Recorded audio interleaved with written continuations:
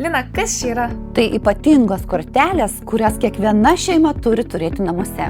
Išpakuojam? Pakuojam? Pažiūrim, kas ten viduj.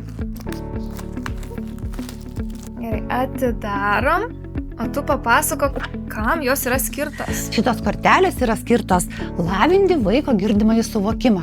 O jeigu vaiko girdimasis suvokimas neišlavėjęs, tai vaikas ir negali kalbėti pradėti. Tai yra pats svarbiausias dalykas, ką mes turim padaryti. Lavinti vaiko girdimąjį suvokimą. Ir tie, kurie gerai kalba, jiems irgi reikia lavinti, nes reikės ruoštis mokyklai.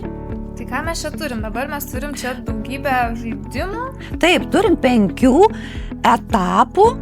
Po 10 žaidimų, tai yra iš viso 50 žaidimų. Amžiaus iš viso tinka šitie žaidimai? Žaidimus galime žaisti nuo pirmo etapo, pirmojo žaidimo. Jie yra skirti vaikams nuo 1 metų iki mokyklos, iki 7. Čia yra daugybė paveikslėlių. Kam jie yra skirti? Jų paskirtis yra tikrai labai plati. Visų pirma, mažyliai pažiūrės, susipažins su ėriuku, su kumeliuku, su veršiuku ir kitais gyvūnėliais. Kitas dar žaidimas galima skaityti, kitoj pusėje yra parašyta, gali raidės vaikai pažinti. O be to, tose kortelėse yra užduočių su paveikslėliais ir dar 2 pasakos. 2 pasakos, kuriams bus reikalingos kortelės arba jūsų namuose esantys žaislai.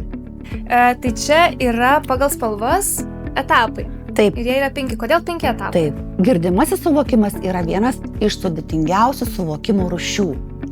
Taigi, tą suvokimą išskirščiau į 5 etapus, nes taip jau ir vystosi. Pirmiausia, vystosi klausos dėmesys, paskui kalbinė klausa, paskui foneminė klausa ir taip toliau ir taip toliau. Taigi, sudėtingą procesą reikėjo išskirstyti, kad vaikams būtų lengviau ir tėveliams būtų lengviau žaisti. Susigaudyti, kada ir ką žaisti iš tikrųjų.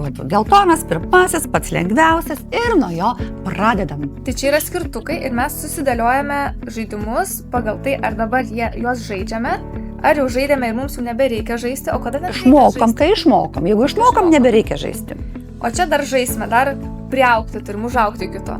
Tai va čia, tarkim, šitie žaidimai, kurie šiuo metu mums yra aktualūs, tai mes juos dedame į priekį ir va taip turime sugrupuotą, sudėliotą dėžutę. Dar matau, čia yra tokia knygelė. Kas čia?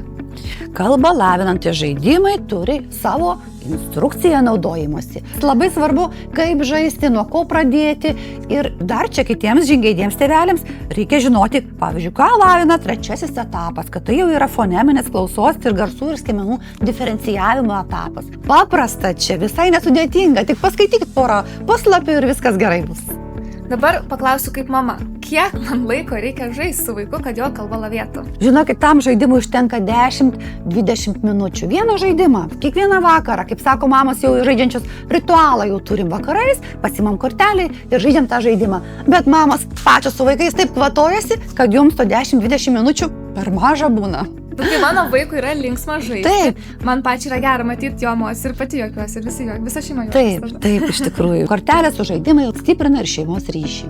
O jeigu man atrodo, kad mano vaikai taisyklingai ir gerai kalba, ar man vis tiek reikia žaisti šitos žaidimus? Žinoma, išbandžiau juos su vaikais, kurie ir gražiai ir taisyklingai kalba. Ir patikėkit, patinka ir jiems ir tikrai naudos. Nes kortelių pagalba lavinat ne tik girdimąjį suvokimą, ruošiatės rašymui, skaitimui, bet ir turtinat žodyną.